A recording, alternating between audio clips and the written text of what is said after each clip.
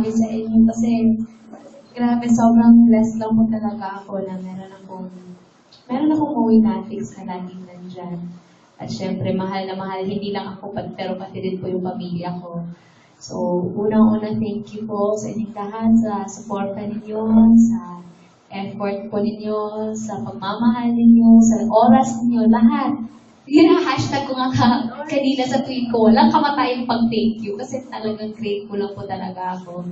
So, ayoko mag-drama kasi sa inyo na lang yan. Tapos na ako mag-drama.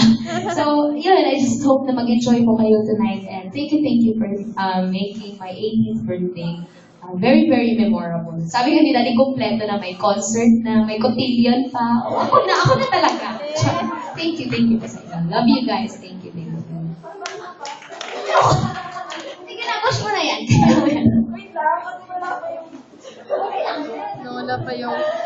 Babae mo pa, wala pa yung lighter. Hindi na ba si George?